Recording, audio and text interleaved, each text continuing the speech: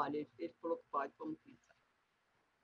Bom dia, sou Rosa Reis, presidente da Sociedade Psicanalítica do Rio de Janeiro. Estamos num momento de muito sofrimento em todo o mundo, um momento singular que podemos aproveitar para rever como a humanidade está caminhando.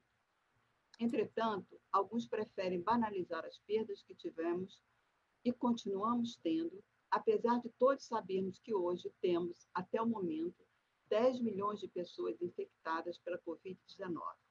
E em muitos países, dentro de um sistema de saúde precário. Somado a essas perdas, temos a perda econômica, perdas de emprego, perdas de contato social, além de outras. Além das vidas, o que mais estamos perdendo? Que mundo teremos após a pandemia? Somado a essas perdas, precisamos refletir sobre o sofrimento que estamos vivendo, lembrando que a morte ainda está à espreita. Necessitamos viver esse luto, que é o luto da humanidade. Estamos falando da morte de 500 mil pessoas no mundo e 707 mil pessoas que morreram no Brasil nos últimos 5 meses. O Brasil, junto com os Estados Unidos, são os países que têm o maior número de mortos. Número que ainda continua aumentando pela atitude de negação que alguns que já voltaram a participar de aglomerações e a não usar as máscaras porque são incômodas. Que marcas ficarão em cada um de nós? Como a psicanálise pode ajudar na reflexão desse momento? Algumas coisas só poderemos analisar mais profundamente mais adiante, mas hoje já podemos começar a pensar sobre esse sofrimento que estamos vivendo, alguns com mais recursos internos e maior resiliência. Como poderemos elaborar essa situação traumática e esse luto coletivo? O tema escolhido hoje foi o que pode contribuir a psicanálise para a situação viral. Estamos trazendo hoje a psicanalista argentina Virginia Ungar, presidente da IPA, para conversar conosco. Gostaria de falar algumas palavras sobre Virginia, que é médica, nascida na Argentina, membro da Sociedade Psicanalítica de Buenos Aires, docente didata, especialista em crianças e adolescentes. Virginia tem uma trajetória brilhante como profissional, tendo iniciado muito cedo na psicanálise levada por seu pai para a sua primeira experiência analítica. E após formar-se em medicina, participou da primeira turma da Associação Psicanalítica de Buenos Aires, onde desempenhou diversos cargos. Tem inúmeros artigos publicados sobre infância, adolescência, clínica e teoria psicanalítica, traduzida por vários idiomas. Em 2016, recebeu o Prêmio Conex de Humanidade, que é entregue aos psicanalistas que mais se destacaram na década. Após participar de diversos cargos na IPA, foi eleita em 2015 presidente da IPA, passando a ser a primeira mulher que alcançou esse cargo. Em sua gestão, testemunhando uma IPA mais dinâmica, pois ela se preocupou em ouvir os analistas mais jovens, em fazer a troca entre analistas mais jovens e mais velhos, para pensar a psicanálise de hoje e do futuro. E percebemos também uma maior aproximação da IPA com seus membros. Em sua gestão, pela primeira vez, a IPA realizou um congresso que falou do feminino. Agradeço muito a Virginia por ter aceitado o nosso convite para esse encontro. Todos que estão assistindo são muito bem-vindos e poderão escrever a pergunta no chat que serão respondidas ao final. Muito obrigada, Virginia, passo então a palavra para você. Gracias, Rosa. Buenos días a todos. Buenos días a los que estoy viendo y a los que no estamos viendo porque están asistiendo por live también, supongo. Te agradezco mucho tus palabras tan cálidas y es un enorme placer para mí estar aquí compartiendo este espacio. Estoy muy agradecida a la Sociedad Psicoanalítica de Río de Janeiro, a su presidente Rosa Reis por la invitación, pero a toda la directiva y a todos ustedes. Estamos reunidos así, de manera virtual, que es lo único que podemos hacer ahora. Y si bien la tecnología y las redes están muchas veces, y mucho más ahora, imputados como causantes de cierto malestar por perderse los bordes de la intimidad, Las redes han sostenido y lo siguen haciendo nuestro trabajo, tanto con nuestros pacientes como con la posibilidad de tener reuniones como esta. Les quiero decir que yo comprendo el portugués. Yo he dado bastantes años aulas, como dicen en portugués, en Porto Alegre. He visitado muchas sociedades de Brasil que generosamente me han invitado. Comprendo portugués, pero soy muy exigente y no me atrevo a hablar en portugués. Y yo creo que si yo hablo así despacio, ustedes me van a poder seguir. Si no me pueden seguir, por favor me dicen.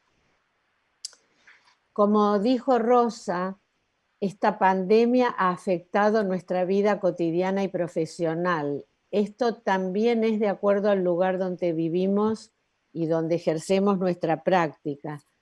No estoy haciendo una queja, pero en Buenos Aires ya llevamos 5 meses de aislamiento y confinamiento.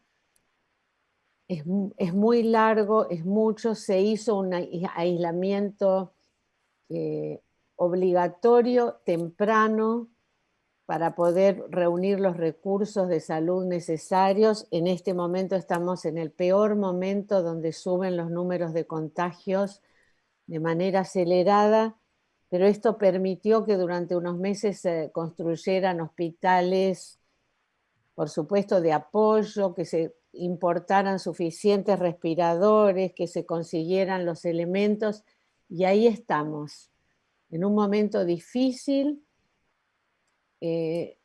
Yo soy mayor de 65 años y estamos en la población de riesgo. No podemos ver a nuestros familiares, no podemos reunirnos ni con hijos ni con nietos. Lo hacemos muy pocas veces en plena rúa, al aire libre, con máscaras y con distancia de 2 metros. Hacemos lo que podemos. Yo creo que ha afectado a todos nosotros. Yo conozco la situación de Brasil, la voy siguiendo. Ha afectado nuestra vida personal y nuestra vida profesional. Yo siempre digo que los psicoanalistas somos afortunados. Podemos trabajar cuando hay tanta gente que está sin trabajo, que ha tenido que cerrar sus negocios, que ha tenido que son directamente suspendidos en sus trabajos, que no tienen las condiciones de vivienda necesarias ni para poder aislarse. Pero bueno, somos afortunados porque podemos trabajar y nuestra especialidad es muy necesitada hoy. En casi todo el mundo, las sociedades han abierto líneas de ayuda gratuita para todos aquellos que necesitan por lo menos algunas entrevistas, y todos hemos cambiado nuestra práctica. Yo sé que en Brasil ha comenzado en algunos lugares, es posible reunirse en persona. Aquí, si bien el gobierno ha dado el ok para reunirse reservando, como dicen ustedes, marcando ahora, con tiempo, dejando 1 hora entre un paciente y otro. Todos los psicoanalistas que yo conozco y sobre todo los de mi edad no están trabajando de manera presencial. Y hemos cambiado a remoto con distintos elementos, teléfonos, Zoom, Skype, de acuerdo, esto puedo hablar después. Yo lo hago, yo he ofrecido a cada uno de mis pacientes cuál es la manera que prefieren.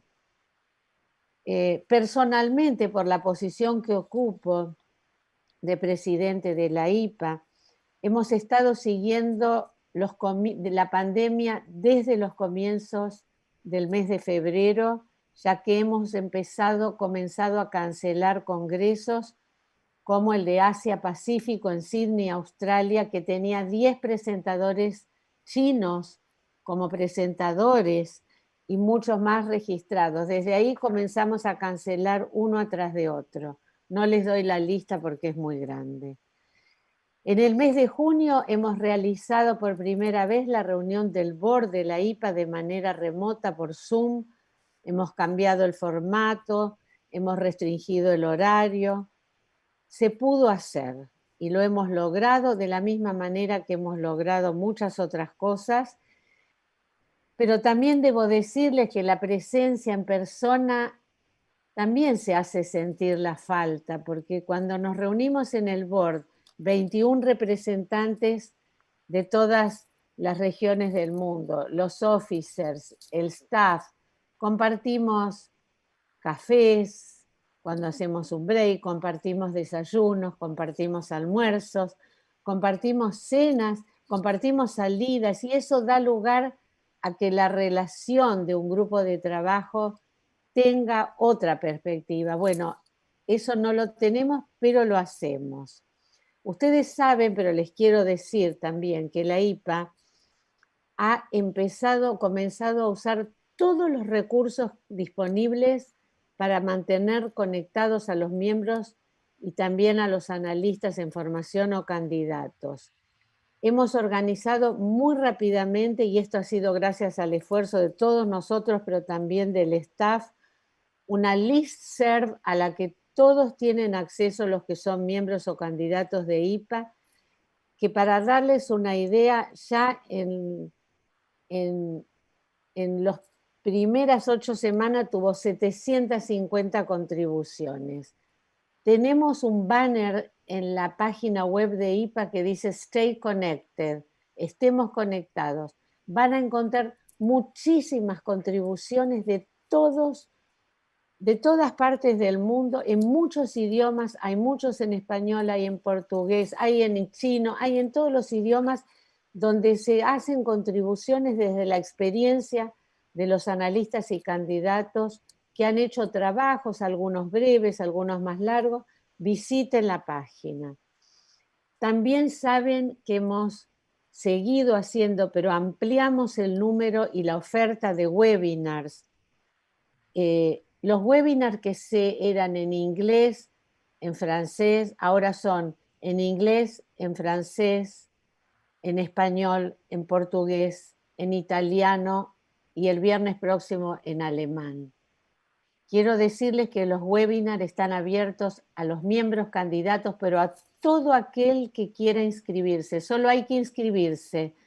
Y si no pueden estar ahí en ese momento, lo reciben por correo electrónico la grabación. Miren, para darles una idea, yo tengo acá unos números que pedí a Sergio Nick, mi vicepresidente y compatriota de ustedes de Río de Janeiro.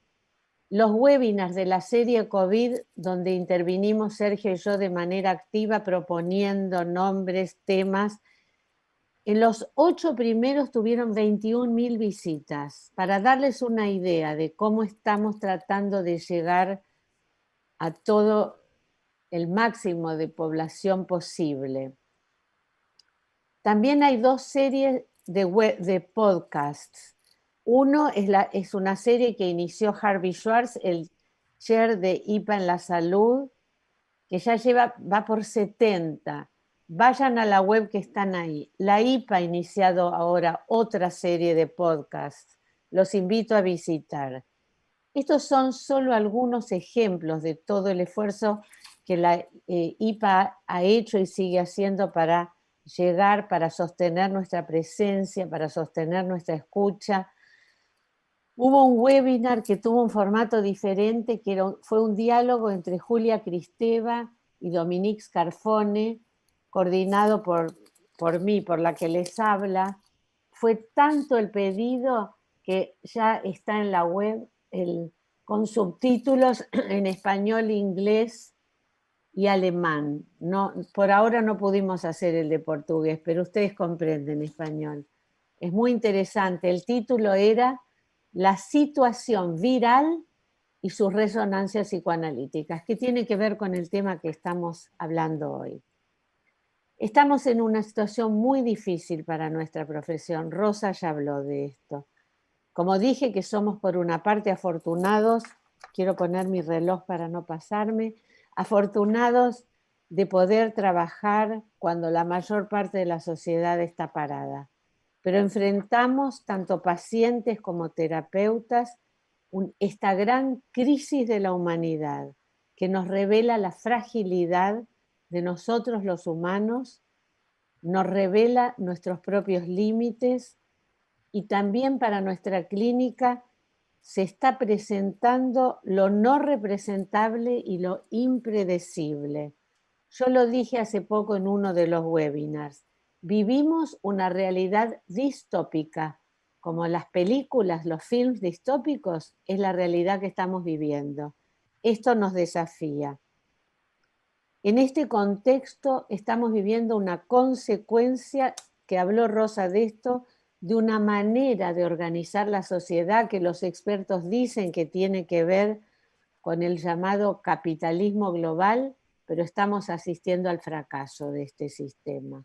El desarraigo, la xenofobia, las consecuencias en los procesos de subjetivación que para nosotros importa son más que evidentes. Desde este lugar estamos tratando de aportar la visión psicoanalítica.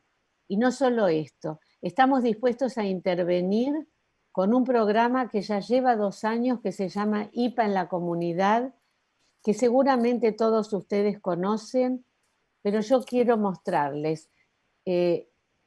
Primero les voy a explicar, o mientras les voy explicando, voy a pedir la ayuda, a ver, déjenme ver cómo puedo encontrarlo.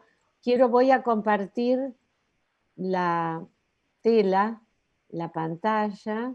Primero lo voy a buscar, espérenme un momento. Me he vuelto bastante experta en... Dígame si se está viendo o si tengo que agregar otra cosa. Ainda não. Ainda no, ahí viene. A ver, Sim. Ahí está. ¿Lo pueden ver? Sí, podemos. Bueno, miren, esto no voy a demorar mucho tiempo. No sé si lo conocen, pero para los que no lo conocen, voy a dar una visión rápida. La administración latinoamericana, que me lleva a mí como presidente, a Sergio Ní como vice, inauguró una nueva estructura adentro de la IPA, de la API, que se llama IPA en la comunidad. Ustedes ven en el organigrama, hay otras estructuras, governance, digamos, gobernanza, estructura científica, pero esto comenzó en nuestra administración. Fíjense cuántos comités tienen, yo se los voy mostrando. API en el campo educativo. Entonces acá ven todos los subcomités de primera infancia, preescolar, educación primaria, secundaria y universidad. El comité API en las organizaciones humanitarias. Estamos llevando la presencia de la IPA a la comunidad de una manera activa. Entonces trabajamos con el subcomité de Naciones Unidas, con el subcomité de organizaciones humanitarias y con el subcomité de migraciones y refugiados. Está la IPA, el API en el campo de la salud, de la medicina general y de la salud mental. El comité de API y la violencia. La coordinadora es una analista inglesa que trabaja adentro de las cárceles, de las prisiones, con mujeres que están en situación de prisión y con mujeres con condena. El Comité de Psicoanálisis y Ley, el Comité de Psicoanálisis y la Cultura, y el último que nosotros agregamos es el Comité de Cambio Climático, que influye mucho en la subjetivación. Bueno, dejo de compartir tela. Ahí estamos, vuelvo aquí. Esto era para mostrarles, yo los invito a que visiten la página web y que conozcan las actividades. Hay muchos brasileños que están trabajando en muchos de estos comités. Les quiero contar que hace menos de 2 meses, 1 mes y medio, a raíz de la situación de la pandemia y de un punto candente, hot, en nuestra sociedad a raíz de la pandemia, como lo es la violencia y el racismo, hemos inaugurado un comité, en inglés es intercommittee, un proyecto intercomité sobre prejuicio y racismo, que está compuesto por la coordinadora del Comité de la Mujer, COWAP, el coordinador del Comité de Diversidad Sexual y de Género, la coordinadora del Comité de Violencia y una brasileña, Paola Mendoeira, que es miembro del Comité de Naciones Unidas, porque quisimos la presencia, como falta menos de un año para el término de nuestra administración, no queremos hacer comités nuevos. Entonces, ellos tienen el mandato, se los digo brevemente, de estudiar en profundidad, desde el punto de vista psicoanalítico, el tema del prejuicio y el racismo, pero además llevar la sugerencia a las sociedades de que incluyan el tema en las reuniones científicas y a los institutos de que por lo menos ofrezcan un workshop, un seminario, una jornada o lo que quieran. Lo que yo le decía cuando charlábamos antes de empezar con Rosa y algunas de ustedes que estaban en los minutos previos, la situación de la pandemia ha desnudado y potenciado un problema social que está arraigado en la cultura hace mucho tiempo.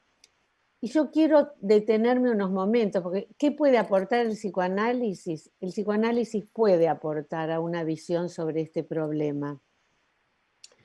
El tema de la alteridad, esto vamos a ponerlo en términos más psicoanalíticos y más filosóficos también, de la intolerancia al otro, a la alteridad, ha sido eje de debates desde hace mucho tiempo en el campo de la filosofía y esta situación ha sido reforzada por los postestructuralistas. Voy a mencionar solo a Foucault, a Deleuze, a Derrida, a Agamben, a Levinas, a Nancy, y es justamente a raíz del COVID-19 que se lanza una discusión que a lo mejor algunos de ustedes o muchos de ustedes han podido acceder, y yo pude acceder por publicaciones en los diarios de Argentina, pero también una publicación que es una compilación que se llama, tiene un nombre para mí muy feo, que se llama La Sopa de Wuhan.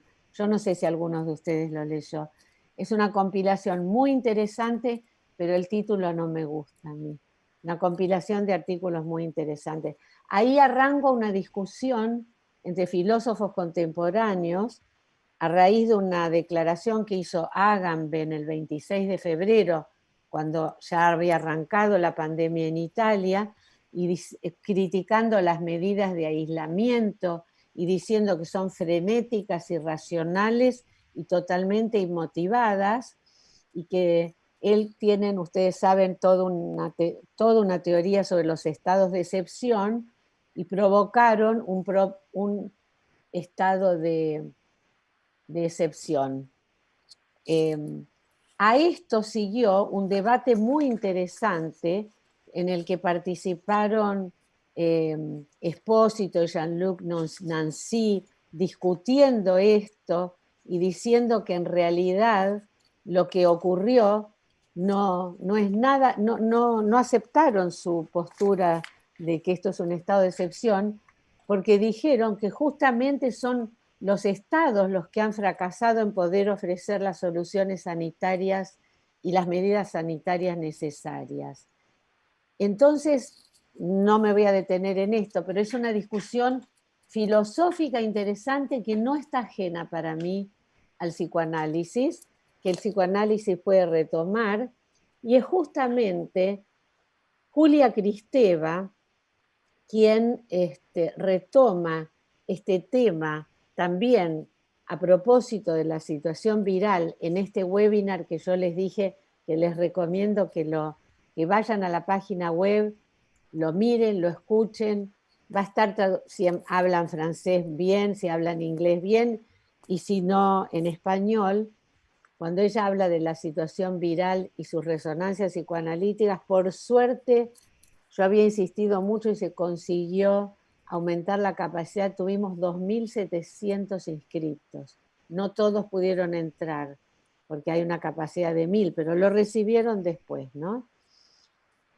Antes de este webinar, ella me mandó a mí una entrevista que le hicieron en el Corriere della Sera, y donde después se reprodujo en muchos medios.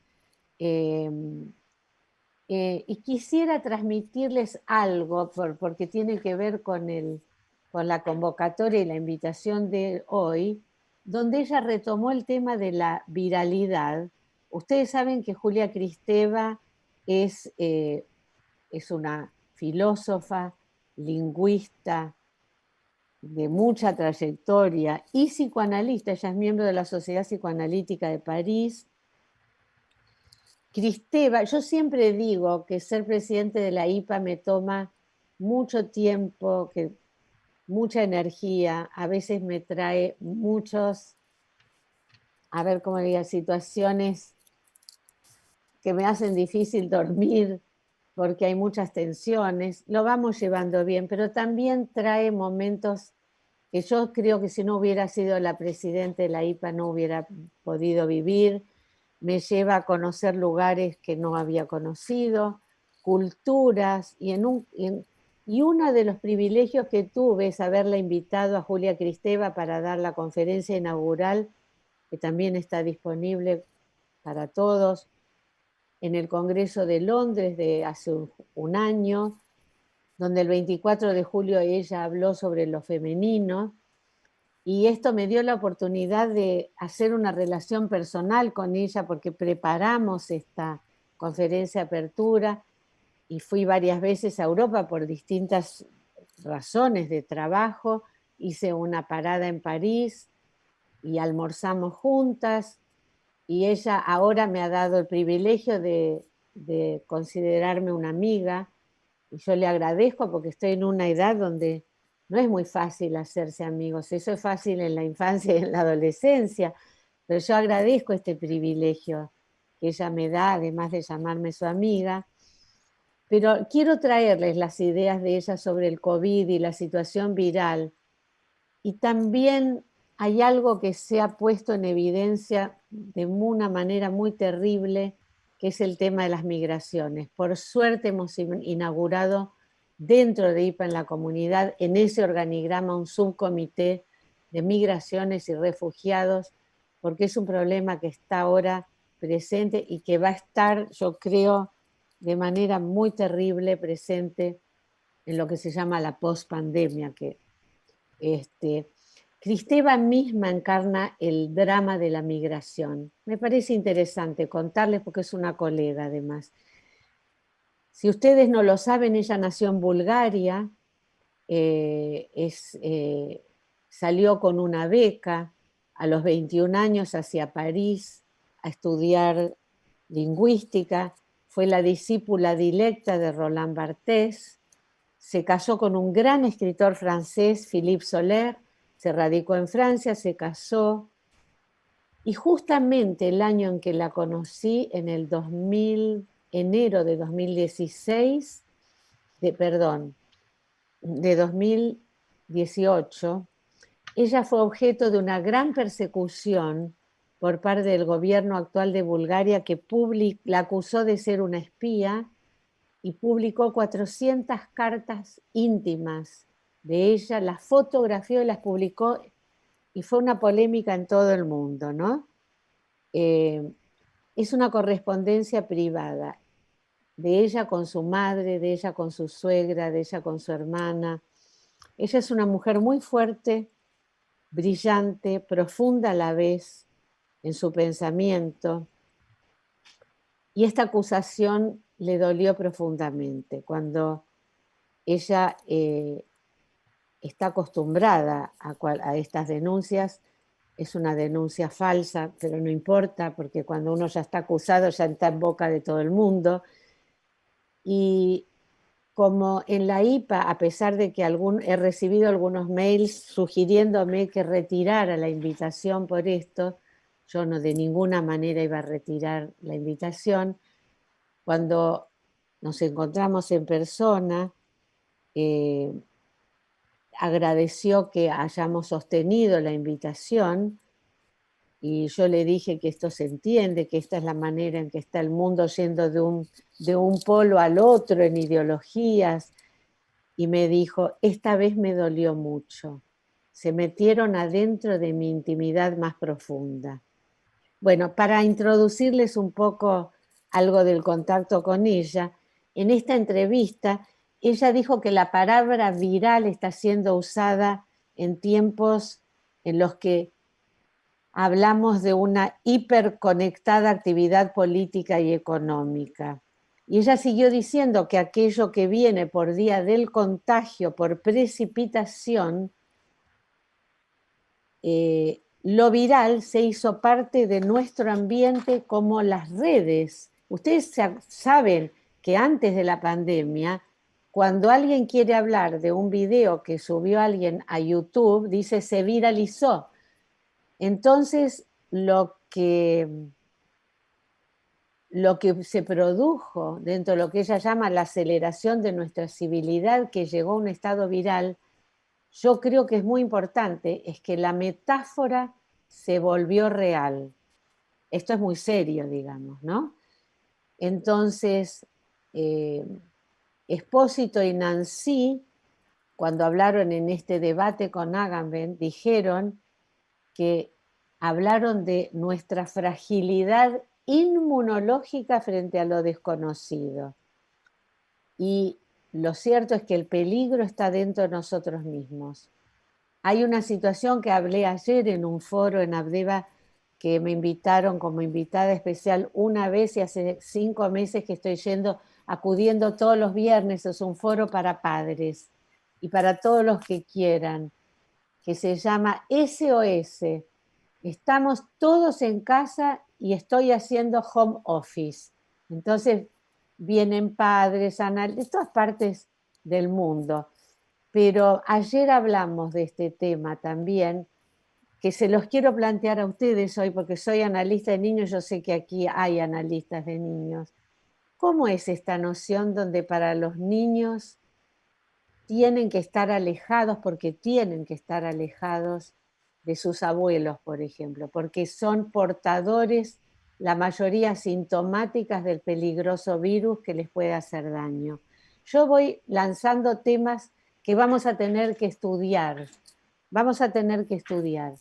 Las pocas veces, les doy el ejemplo, que he visto a mis hijos y nietos en 5 meses, fueron 3 veces o 4, vienen a la puerta de mi edificio, yo bajo con máscaras, ellos están con máscaras, estamos en la rúa, en la calle, y nos saludamos con 2 metros de distancia, se quedan 10 o 15 minutos y se van. Ahora, yo creo que no es un problema para los abuelos, nosotros podemos aguantar y ya nos vamos a reunir y confiamos. Yo soy una psicoanalista formada en la tradición kleiniana y confío mucho en el mundo interno y en los vínculos en el mundo interno. Vamos a sostener los vínculos. La cuestión es qué hacen, cómo va a afectar esto, y lo lanzo para discusión. Los niños, yo estoy viendo aquí en Buenos Aires, los niños ya pueden salir, ya hace un mes que tienen autorización para salir con sus padres al aire libre, en un radio de 500 metros de su casa. Primero podían salir los sábados, después sábados y domingos, y ahora pueden salir más días con su papá y su mamá en espacios abiertos. Ahora, ¿cómo va a quedar esto en el momento? Como Rosa hablaba del trauma podemos hablar, pero del trauma podemos pensar a precú los psicoanalistas. Así como la historia no se puede escribir mientras está ocurriendo, de esto vamos a pensar ahora, pero vamos a pensar mucho más después, ¿no?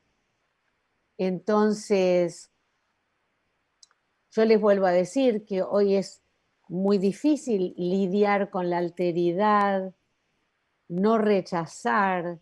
Acá se están viviendo, y supongo que en Brasil también, situaciones muy difíciles con los profesionales de la salud, médicos, enfermeros, etcétera, que regresan a sus hogares y encuentran carteles en los ascensores que dicen que se tienen que ir del edificio porque son portadores del peligro, cuando son los profesionales que están luchando en el frente con los enfermos las muertes, los muertos que mueren en total soledad.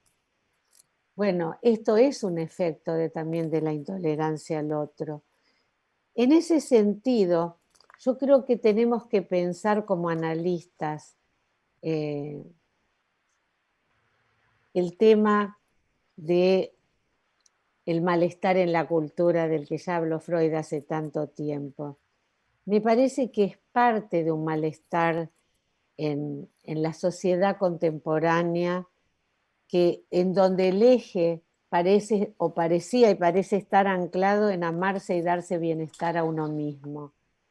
Pues nosotros sabemos como analistas, Freud desde el proyecto, el sí mismo y el otro están unidos y entramados desde los comienzos de nuestra disciplina, donde Freud deja muy en claro la dependencia total del humano respecto del cuidador para que le provea aquello que no puede realizar, que es la acción específica. Yo creo que el psicoanálisis contemporáneo no puede estar, no está más anclado ni en lo que le acontece al paciente, ni que le acontece al analista, tampoco en lo que acontece solamente en el vínculo, como nos han enseñado muy bien con la teoría del campo los Baranger. En este momento, los psicoanalistas, paciente analista, vivimos en una cultura que es diferente en cada lugar del mundo en donde vivamos. Pero tampoco tenemos duda del rol del otro en la constitución subjetiva. Este proceso de subjetivación, si quieren, de armado del self, como lo quieran llamar, se da en la dinámica de una construcción intersubjetiva. Los desarrollos post-kleinianos avanzaron siguiendo diferentes líneas, los post-freudianos, perdón. Melanie Klein postula la noción de un mundo interno que va a colorear todas las percepciones que tengamos de nuestra realidad. Plantea un yo que desde el inicio establece una relación con el objeto, pero a mi modo de ver, que además he enseñado mucho Melanie Klein y los desarrollos post-kleinianos, es cuando ella introduce la noción de identificación proyectiva, donde realmente da un lugar en la teoría al mundo externo, separado de un sujeto, donde el sujeto va a proyectar todo aquello que resulta intolerable. Yo sé que estoy haciendo una síntesis poco, ¿cómo les puedo decir? Me parece que poco generosa también con mis maestros. También la teoría de la envidia, tan controvertida y rechazada, les quiero dar mi propia opinión, da un lugar a la intolerancia radical a la existencia de un otro, porque para mí es la teoría kleiniana del narcisismo, el no tolerar a otro solo porque el otro existe. También la teoría lacaniana da lugar al otro, diferenciando al otro con el otro, el gran otro tesoro de significantes, el pequeño otro con O minúscula, que es el semejante. También me parece que el desarrollo fecundo de Latinoamérica y el aporte de muchos autores, ya mencioné a los Baranger, Isidoro Berenstein, Janine Pouget, que trabajaron como nociones sobre interferencia, el efecto de la presencia, la diferencia entre lo que ellos llamaron la lógica del uno y el dos, el desarrollo de lo que llaman la producción vincular, solo para mencionar algo, ¿no es cierto? Y toda la noción, vuelvo al malestar en la cultura, donde Freud dice que la protección del ser humano, la cultura sirve a dos fines, la protección del ser humano frente a la naturaleza y la regulación de los vínculos recíprocos entre los hombres. Esto da a entender que la convivencia humana, él lo da a entender, se ve posible cuando se aglutina una mayoría más fuerte que los individuos aislados, cohesionados. y dice que el poder de la comunidad se contrapone como derecho al poder del individuo condenado como la violencia bruta. A mí me parece que necesitamos volver a Freud, pero también debemos permitirnos hacer una lectura contemporánea. A mí me parece que en este momento, en la cultura, más que una renuncia una renuncia pulsional, es más bien una invitación a lo contrario. Por favor, me dices, Rosa, si estoy fuera de tiempo o si tengo unos minutos más. ¿Tengo? Tem sim, tem sim. Pode Por continuar. eso. Bueno, porque no quiero pasarme. A mí me sirvió mucho la lectura de un libro de un joven historiador de mi país que se titula El bienestar en la cultura y otras composiciones precarias. Él dice que hoy en día el malestar en la cultura o en lo social ha mutado a bienestar en la cultura. Y dice que la propuesta freudiana del malestar generado por las restricciones que la cultura impone al individuo se ha cambiado en propuesta, se ha cuestionado y la problemática individuo-sociedad está alterada porque la cultura promete, fíjense que en este momento no puede prometer nada, pero antes de la pandemia promete un bienestar. Entonces, el bienestar, algo así, se vende como accesible a un solo clic. Entonces ahí nos preguntamos, esta propuesta más bien narcisista de la sociedad actual, ¿tendrá algo que ver con esta propuesta original freudiana que condenaba el poder del individuo, que no quedaba ligado por la cultura como el portador de la violencia bruta? Yo creo que el tema de la violencia lo voy a retomar dentro de unos momentos. Aquí viene cómo afecta la situación actual al psicoanalista. Eh, tenemos a un analista desconcertado, tenemos un malestar en la clínica. El contexto del malestar en que vivimos en todo el mundo se ve en la clínica cotidiana. Y yo creo que en este momento, por eso es tan importante la propuesta de la IPA en la comunidad, cómo los jóvenes profesionales están enfrentados en el terreno de la salud pública, de la educación pública y todo lo que les mostré con esta dificultad. También hay una situación, me falta muy poquito ya, de las notas que tengo, porque no escribí un trabajo, son unas notas. Dentro de esta situación tenemos que hablar de la violencia de género.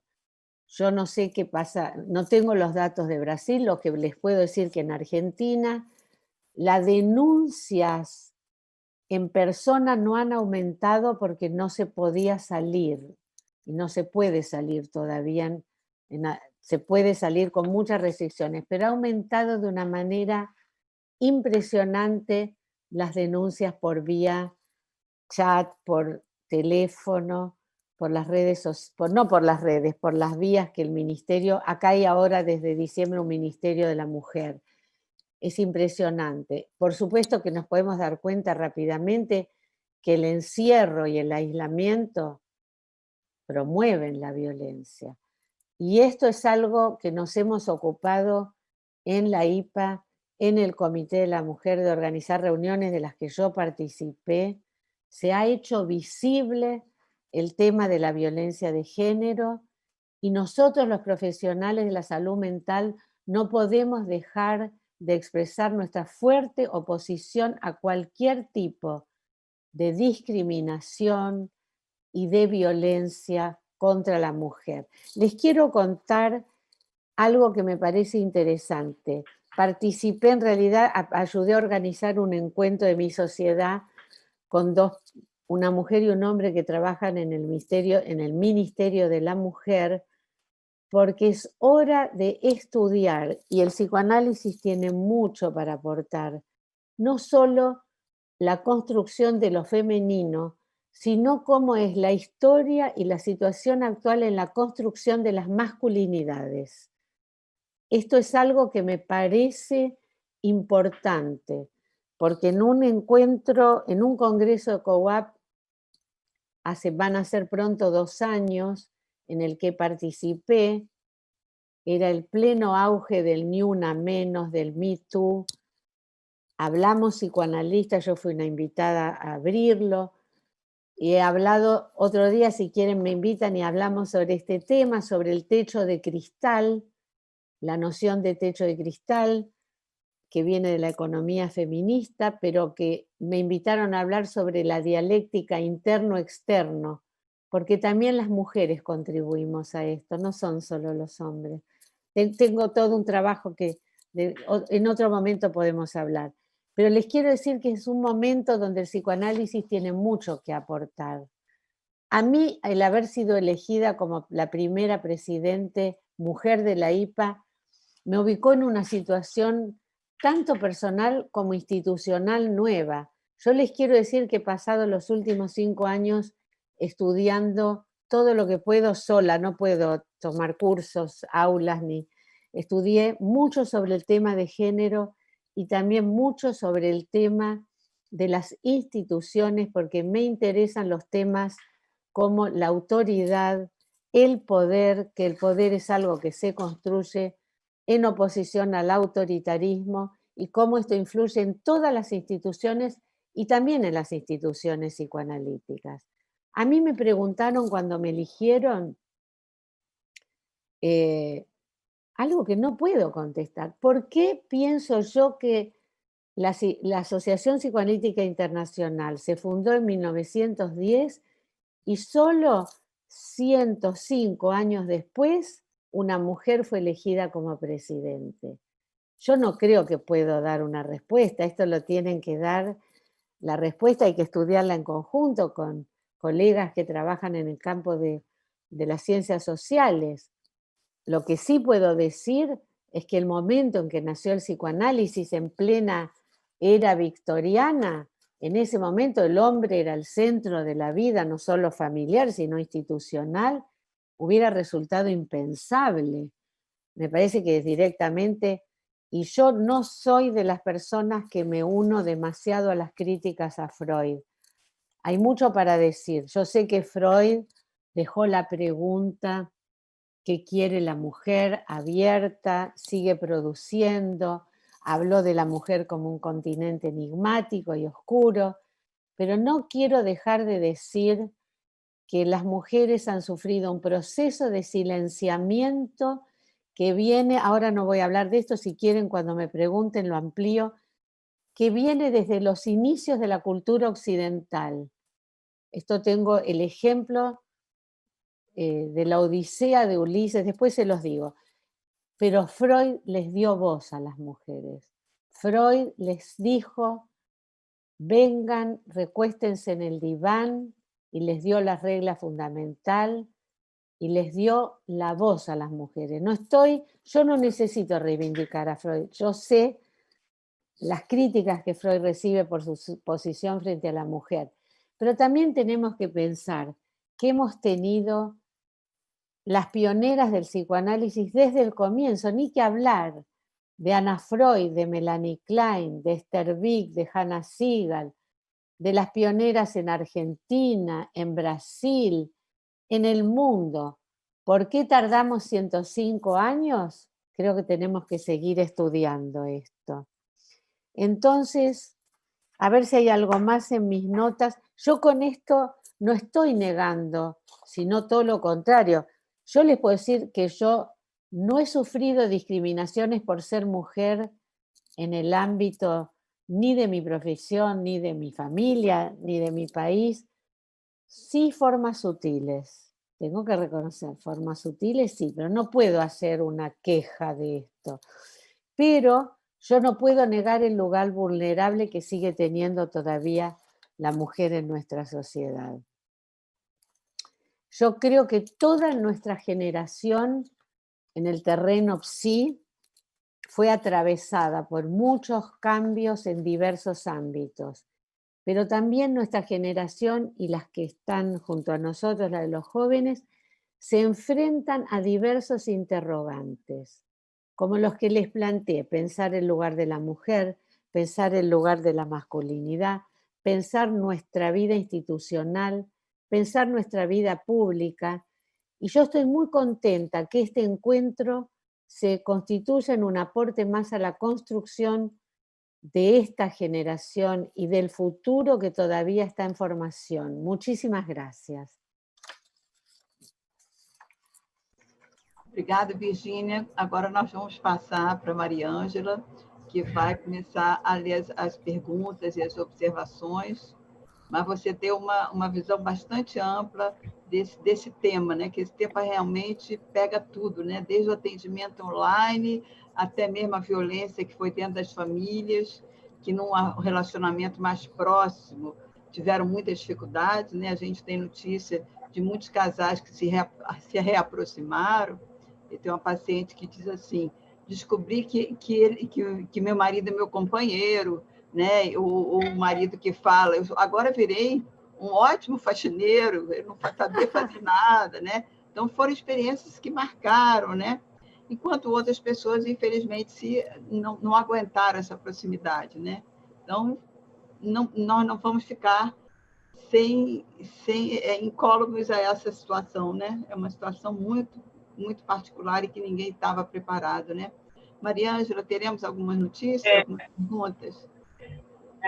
Obrigada, Virgínia, pela sua contribuição. Acho que foi super importante tudo que você falou e é muito significativo para a gente, nesse momento, para o nosso país, para o Brasil, ter uma mulher agora em frente à IPA. Nós estamos, esse tema do feminino está sendo muito discutido aqui no nosso país, né?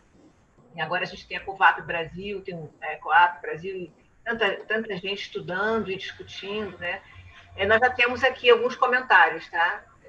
Tem primeiro da Débora. A Débora está presente aqui hoje. Ela disse que, Virgínia, você trouxe muitos temas para discutirmos. E, para começar, gostaria de falar sobre as contribuições da pandemia na instituição e nas relações entre os membros da SPRJ. Experimentamos a viralização... No está escrito. Lê mais devagar, Mariângela. Porque, ¿saben por qué? Porque, perdón, no aparece escrito esto en el chat, entonces no lo puedo leer. É porque ela colocou privado. Sí, perfecto. Sí, está perfecto. Então, ela disse que está falando dos temas, né, e que ela gostaria de falar sobre as contribuições da pandemia na instituição e nas relações entre os membros da SPRJ. Experimentamos a viralização da solidariedade, algo que podemos vivenciar na nossa sociedade com os projetos da SPRJ Solidária e encontros também de reflexão com profissionais de saúde e educação, e unindo membros e candidatos. Falo mais algumas perguntas e depois a gente... Como você prefere, Virgínia. Sim, está bem. A Débora também continua perguntando: como você pensa na formação online? Estamos nos encaminhando para adotar novos modelos de formação? E o Luiz Antônio, ele até escreveu para todo mundo, né? Sí, acá puedo leer. Sim. Gracias, Luiz Antônio.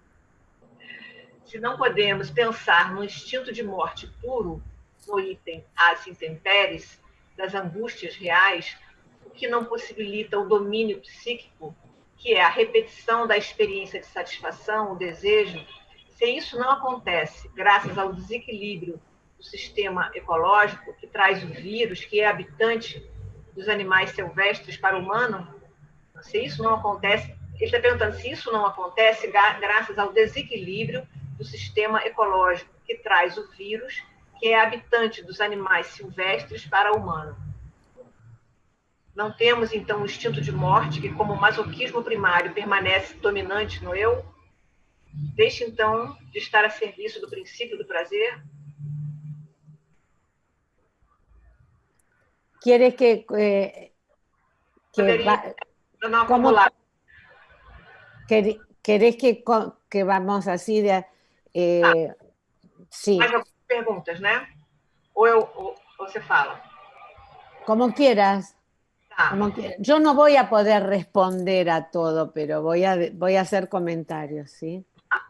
Então, uma outra, a Sônia aqui está agradecendo, né? E a Rosa fez uma pergunta, a Rosa Reis. Uma questão que está sendo importante para os psicanalistas são os atendimentos online. Alguns já retornaram, outros ainda aguardam, e a IPA só admitiu atendimento online em casos especiais, né? Essa experiência trouxe alguma reflexão para a IPA de atendimentos online? Uhum. Eu acho que agora podia dar uma parada para responder essas, né? Que são... Para comentar essas, tá? Bueno, muchas gracias porque esto es la parte que a mí más me gusta, que es cuando se inicia un diálogo y entonces los digo, no creo, tampoco es mi modalidad responder, voy a tomar las cosas que ustedes dicen para contar cómo las voy pensando. La primera intervención que me pareció muy interesante, ¿quién era que la hizo? La primera que... Foi a Débora. Foi a Débora. Débora. É a nossa diretora de ensino da sociedade. Ah, la directora del instituto. Acá está Débora, ya la veo. Gracias, Débora. Me parece que es muy importante lo que trajiste, porque hay una especie, como dices, la viralización no es un término negativo en sí mismo. Siempre, como psicoanalistas, estamos acostumbrados. Yo soy alumna de Horacio Echegoyen, así que también se imaginan que él fue uno de mis maestros, como fueron Lieberman, como fueron otros, pero estamos acostumbrados a tratar de dar cuenta de por qué hablamos de lo que hablamos, ¿sí? ¿Por qué decimos? Entonces, viralización, yo creo que como no en el sentido del virus que nos infecta, sino de la manera de que se extienda la llegada a través de redes sociales y de la tecnología, permitió, así como antes me referí a reacciones negativas de rechazo al otro, también dio lugar a experiencias de solidaridad. Todas las experiencias y las experiencias límites hacen salir lo mejor y lo peor de cada uno de nosotros. Esto creo que es lo mejor. Y creo que lo que hizo la Sociedad de Río de Janeiro es excelente y reaccionó rápido, como me parece que reaccionó la IPA y como reaccionaron muchas sociedades, es poner nuestro conocimiento, nuestro saber. Yo siempre digo como el fundamento de la API en la comunidad, que con Sergio Nick iniciamos. La idea es que los psicoanalistas hemos desarrollado un método que es el método analítico que ha sido probado, testeado y reforzado en su eficacia. Para adquirir esto es necesaria la formación psicoanalítica, la internalización del método. Y cuando esto está internalizado, esto lo adquirimos a través de la formación que tiene el modelo, la práctica privada. Esto va a seguir siendo así, porque el psicoanálisis tiene ese modelo, pero lo que no quiere decir es que esta herramienta no la podamos usar para ayudar a los demás. Entonces, este es el espíritu de IPA en la comunidad, y esto que hizo la Sociedad de Río de Janeiro, Psicoanalítica de Río de Janeiro, es un ejemplo de poner la herramienta de la que disponemos con nuestra actitud analítica al servicio de la comunidad. Entonces ustedes hicieron grupos de trabajo con los profesionales de salud y educación, que es importantísimo. Nosotros sabemos de la pandemia por los diarios, pero es desde enero, donde Wuhan, China, donde nació la pandemia, tiene un grupo de psicoterapeutas de orientación psicoanalítica que tienen como profesores analistas de IPA, y empezamos a tratar de colaborar en lo que podíamos porque necesitaban ayuda los profesionales. Si estamos así nosotros, imagínense lo que es algo que cayó como un rayo. Entonces, esto de trabajar con los profesionales de la salud es importantísimo. Esto de ofrecer, eran dos, era con el profesional de la salud y también ofrecieron una línea, eso es lo que no recuerdo que dijiste, de si ofrecieron también... atendimento à comunidade, atendimento solidário. Bueno, eso se hizo en muchas sociedades y es gratuito además. Nosotros, por lo menos en mi sociedad, son unas 4 o 5 entrevistas, después se hace una derivación a donde sea, si a una institución pública o a un centro de atendimiento. Pero por eso les digo, este es el momento de poner en acción todo lo que el psicoanálisis puede ofrecer, que es el título del convite de hoy. ¿Qué puede aportar el psicoanálisis en esta situación? Muchísimas gracias.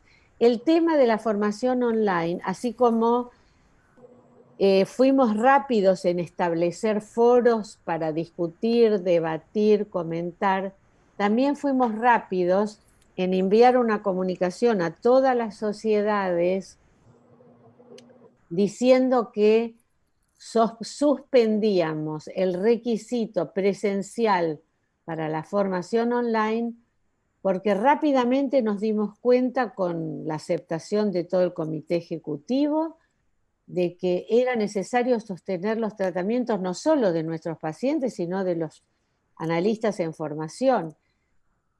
Si ustedes leen el comunicado, se suspende hasta nuevo aviso.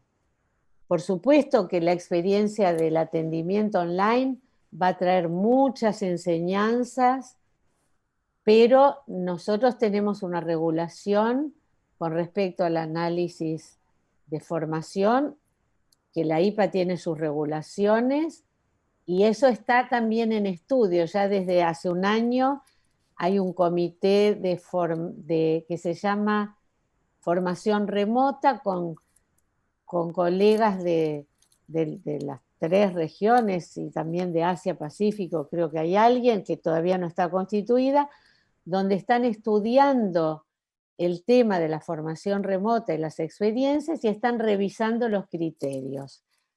Alguien preguntó también si, les quiero decir, cuando fue el primer webinar de COVID donde invité a una analista china, a Stefano Bolognini, el expresidente que vive en Bolonia y la pandemia estaba en su alto nivel en el norte de Italia, y a un americano que trabaja también con niños y tiene un método, tiene un método que está en la página web para trabajar con niños. Se planteó esto y lo que dijo Stefano me parece que fue una metáfora perfecta para mí.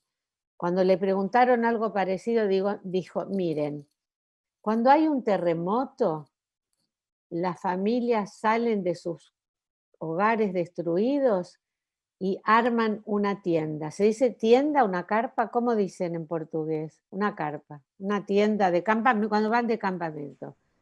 Y están ahí el tiempo que dure el terremoto, las réplicas del terremoto, y después vuelven a su casa y vuelven a reconstruir su casa. Entonces yo no puedo decir que la formación remota vino para quedarse, porque no es cierto esto. Después se va a volver, cuando volvamos a la práctica en persona, que no sé cuándo va a ser, aquí en Buenos Aires, si bien empezó a permitirse hace 15 días, yo no conozco a nadie que esté trabajando de manera personal. Así que por ahora puedo decir esto. Había Luis Antonio, una pregunta muy teórica. ¿Era esa? ¿La tercera o no? ¿La cuarta? Sí, era a tercera. La tercera, me parece que lo pone en un nivel interesantísimo. Me gustaría muchísimo tomar esta discusión sobre la pulsión de muerte, la relación con la pulsión de vida, la relación con el placer. Creo que esto es uno de los grandes temas, además, que están todavía en debate en psicoanálisis, y no puedo darte una respuesta. Me gustaría entrar en un debate contigo, en una discusión, sino que yo creo que es un debate que sigue presente. Para mí un debate que está terminado es si mundo interno o mundo externo. Ya no, para mí ese debate está terminado. Pulsión de muerte no está terminado. Me parece que está en debate y que sigue teniendo que ser así. Lamento no poder entrar en más, no es que no quisiera, pero tendría que entrar a hacer una revisión no solo de Freud, sino también de los autores post-freudianos, algunos de los que conozco y las posiciones. Pero si quieres lo dejamos para un intercambio o futuro o lo podemos retomar también. A mí me parece que el tema de la pulsión de muerte es un tema de la teoría y de la metateoría que tiene su derivación en la clínica, y que distintos autores psicoanalíticos que son post-freudianos han tomado partido.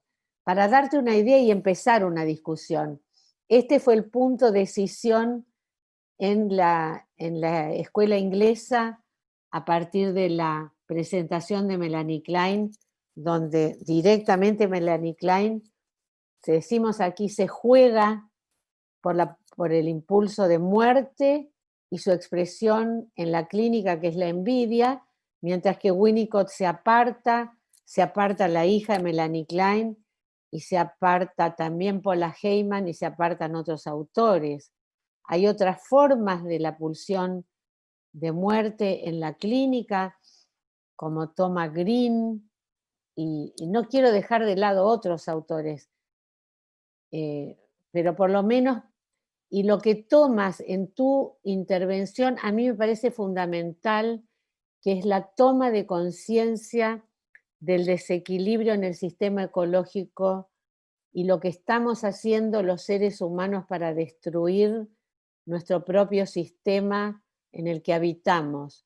Por eso los invito a ver también lo que puso en la página web el Comité de Cambio Climático. Yo a veces pienso que más que cambio climático se tendría que hablar de catástrofe climática, y que esto abre el abanico de posibilidades de temas en discusión de una manera impresionante. Estamos un poco más... Por eso no quiero seguir, pero me encanta, sí. Temos mais algumas perguntas. A da Vera Márcia, a Vera Márcia, que está presente. Virgínia, obrigada por suas ricas contribuições. ¿Está escrito? No. Está escrito aqui. Vera Márcia, Virgínia, obrigada por suas ricas contribuições. Você acredita que haja um risco de idealização nos atendimentos online, escravizando o analista ao isolamento? Outra pergunta, né? Vamos à outra pergunta. Como os analistas de criança na Argentina estão lidando com o tratamento analítico online com crianças de 5 anos ou até menos de idade? ¿Hay alguna outra? Luiz Antônio dizendo: não vamos esquecer que a IPA não aceitava psicólogos e que a SPRJ foi pioneira em trazer as psicólogas para a sociedade. Projeto que foi frustrado quando Fábio Lobo trouxe Arminda Arberasturi. Nessa época, só médicos podiam fazer formação. Não posso esquecer de Eduardo Kalina, Maurício Nobel, para ministrar cursos de análise de criança e adolescente. Bueno, voy a empezar por esta última, aunque le vuelvo a contestar a Luis Antonio, pero me parece muy importante que traiga este tema.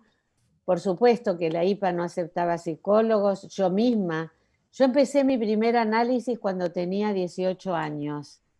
Como dijo Rosa, llevada de la mano de mi padre, que no era psicoanalista y nunca se había analizado, pero la cultura argentina estaba muy impactada por el psicoanálisis, entonces yo había terminado una relación con un novio, estaba triste. Él me dijo, Virginia, ¿no quieres ver a un analista? Bueno, papá, le dije, y mi primera entrevista fue con José Blecher, imagínense, era el papá de mi amiga, que iba conmigo a la escuela secundaria, y Blecher aceptó recibirme en su casa un sábado a la tarde. Nunca me voy a olvidar, a mí me marcó para siempre esta experiencia.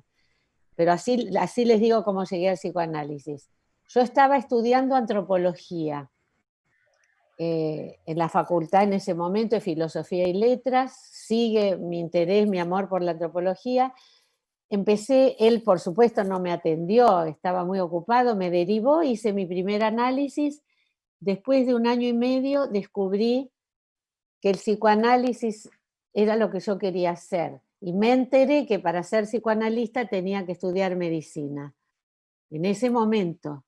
Entonces, abandoné la carrera de antropología y comencé a estudiar medicina porque quería ser psicoanalista y quería ser como José Blecher y como mi analista en ese momento. Ese era el psicoanálisis, ¿no? Empezaba un poco más tarde el auge de Lacan, pero yo me relacioné con Blecher, con Diana Lieberman, era otra compañera de escuela, la hija de David Lieberman. En la Facultad de Medicina me hice amiga, para contarles, mi amiga era Ana Langer, la hija de Mary Langer, para que ustedes se den cuenta a dónde vivía. Yo soy producto de escuela pública, primaria, secundaria y universidad, pero era la mejor la escuela pública. Ese era mi medio, entonces estudié medicina y tengo que decirles que estuve muy feliz, conocí un mundo que no hubiera conocido, me gustó y tuve que hacer otro duelo cuando terminé de medicina. Yo empecé joven, a los 28 años, la formación analítica. Hago todo este recorrido, Luis Antonio, para decirte que además para contarles que yo empecé atendiendo crianzas, niños. Esos fueron mis primeros pacientes. Y cómo no reconocer a Arminda Verasturi, no llegué a conocerla. A Mauricio Nobel lo conocí en persona, a Eduardo Calina también lo conozco. Y Arminda Verasturi fue la pionera y ella no era médica. Elena Evelson no era médica. En ese momento aceptaron, por una excepción, no sé, esto tiene que ver con las leyes, también con la regulación, pero te agradezco mucho esta intervención en relación al lugar del análisis de niños. Yo soy los que me conocen y las que me conocen saben que la bandera del psicoanálisis de niños y la recomendación de que todos los analistas al menos tengan la experiencia con un niño, lo voy a seguir diciendo, y yo coordiné el Comité de Formación Integrada, que saben que es una posibilidad que está abierta a todos los institutos de la IPA. Trabajar en conjunto con crianzas y adolescentes y adultos. A ver, la otra pregunta era... sí, yo creo que hay un riesgo de idealización. De idealización no sé, porque es muy cansador, es muy agotador trabajar solamente online. Yo no tengo una posición como tiene el psicoanálisis francés, que el psicoanálisis francés, les digo porque estuve en los últimos 2 encuentros, porque hablo francés, además invita al presidente de la IPA, de psicoanalistas de la lengua francesa, no aceptan la mayoría de los analistas franceses ni para pacientes que no son para formación, para darles una idea. Hay más que riesgo de idealización, yo creo que hay riesgo de banalización. En portugués existe banalizar algo, hacerlo banal, trivial. Es decir, pacientes que dicen, se me hizo tarde, ¿puedo hablar desde mi casa? O los adolescentes, no tengo ganas de salir. Digamos, esto implica, no se puede tomar una cuestión de emergencia como la que estamos teniendo sin estudiar lo suficiente para ofrecer formación online. Yo creo que hay que pensarlo. Yo les tengo que decir, yo no tengo que tener una posición, porque soy la presidenta de la IPA, pero no me puedo imaginar haciendo un análisis didáctico de formación con una persona a la que nunca voy a ver en mi vida. Yo no me puedo imaginar. Bueno, los que están a favor vamos a tener que discutirlo. Hay un riesgo de pensar que es más fácil, y yo no creo que es más fácil. Puede ser, se está haciendo, lo estoy haciendo, y hay algo que los analistas europeos dicen que también tenemos que escucharlo, que están muy en contra. Se pierde el factor humano, se pierde el efecto presencia. Hablan de el cuerpo y el cuerpo, el compartir una habitación.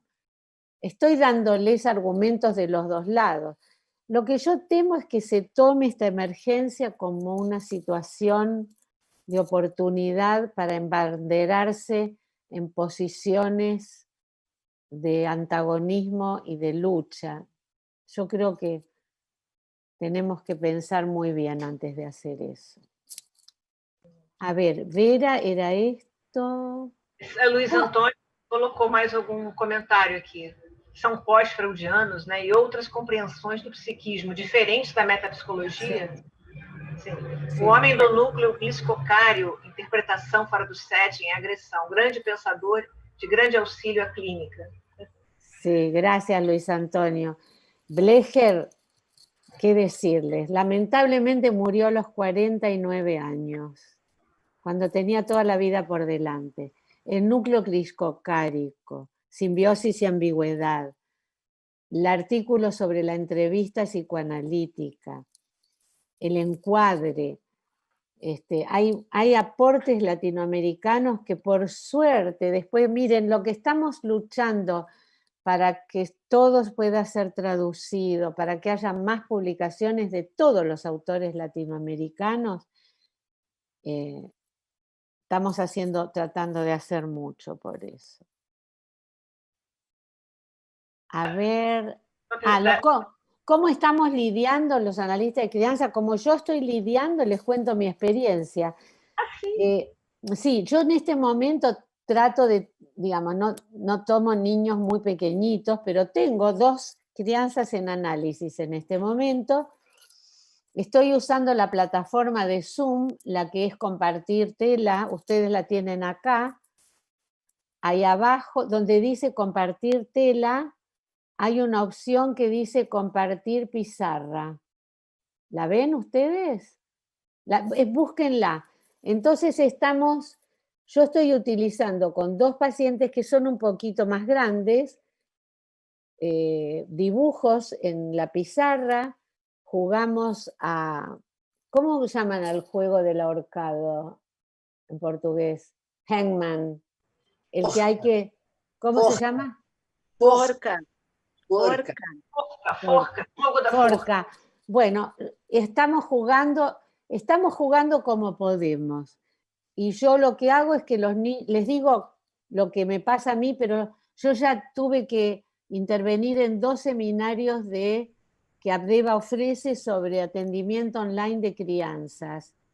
Me pidieron que dé 2 aulas ahí y estuve 2 veces. Es muy interesante, hay muchas personas asistiendo que hablan español en distintos países, y también supervisé un material, es muy interesante. A veces las crianzas lo que hacen es que tienen, por ejemplo, masa para ustedes es comida, la plasticina, para portugués masa es masa de modelar, entonces yo combino que tengan sus juguetes y hablamos por Zoom, es lo que podemos. Tengo un paciente puber y tengo la otra niñita que tiene 8 años que toma aulas de violín. El otro día me pidió si podía escucharla porque tenía muchas dificultades cuando tenía que tocar en grupo el violín. Bueno, inventamos, a la que me preguntó, trabajamos e inventamos. Cuando son más pequeños, está el padre, la madre, los hermanos, el perro, el gato, y sepamos que estamos entrando a la intimidad de las casas de los pacientes. Se cruzan maridos, personas que están cocinando, haciendo frituras, se cruzan niños, las madres están... Aquí no hay, creo que en Brasil tampoco la escuela está abierta, ¿no es cierto? No. Entonces, madres y padres tienen que ser madre, padre, cocinero, limpieza, compras y además ayudar a los niños a conectarse con sus escuelas online. Así estamos los analistas de niños. A mesma coisa no Brasil. Estamos usando também o Zoom, que tem aquela... Eles abrem um quadro e desenham no quadro, né? Isso. E eles podem colocar jogos também. Sim. Bom, mais uma pergunta aqui da Sueli. Parabéns pelas reflexões profundas e diversificadas. Gostaria de te ouvir se você percebeu na sua clínica online o aumento das perturbações psíquicas no corpo, como compulsões, psicomatoses, doenças autoimunes, empobrecimento simbólico. Se houve um aumento dessa... Hubo un aumento muy impresionante aquí en mi consultorio. Yo digo aquí porque tengo la suerte de que mi marido también es psicoanalista y vivimos en un dúplex. Entonces, la casa y con una escada, venimos, yo estoy en el consultorio, no tuve que cambiar de lugar y en eso me siento muy afortunada. Sí, la pregunta era... Ahora me olvidé. Repítemela, por favor. Sí, la somatización. Miren, hablé de mi consulta. Es impresionante el aumento de las somatizaciones, de las enfermedades también, pero de las somatizaciones, las crisis de pánico. Esta semana una paciente mía de 40 años, a las 12 de la noche el marido se despertó con un dolor de ángor en el pecho. Llamaron a ambulancia, los niños se despertaron, se hizo de todo el tipo de estudios. Ayer, viernes, recién recibieron los resultados de que no tiene nada físico. Son crisis lo que se llama crisis de pánico en el cuerpo. Han aumentado las situaciones de enfermedades autoinmunes, dermatología, rayos cutáneos, alergias, de una manera impactante, trastornos digestivos.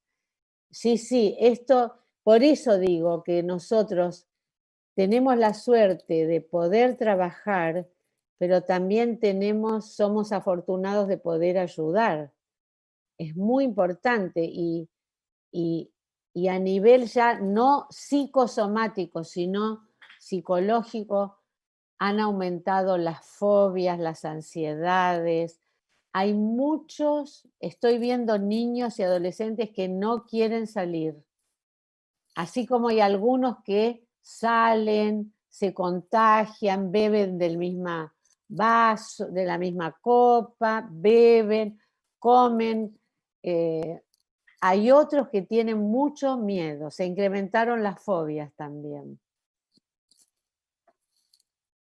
Talvez tenha aumentado também a morte, né? O medo da morte com as crianças, as próprias crianças, né? Terrible. Que eso influye, los medios masivos de comunicación, los televisores prendidos todo el día, las noticias contando el número, en Brasil también, ¿no? De infectados y de muertes, mostrando imágenes de no poder ni enterrar a los muertos. Todo eso los niños lo perciben. Claro que sí. Quais serão as consequências? Quais serão as consequências no futuro, né? Isso. O Luiz Antônio escreveu mais alguma coisa aqui. O insight explosivo do Blagger, né? Parabéns, muito obrigado, foi muito prazeroso. Gracias, muchas gracias. ¿Ya estamos en la hora? Já estamos. Bueno, por ahí, a lo mejor quedaron algunas preguntas, pero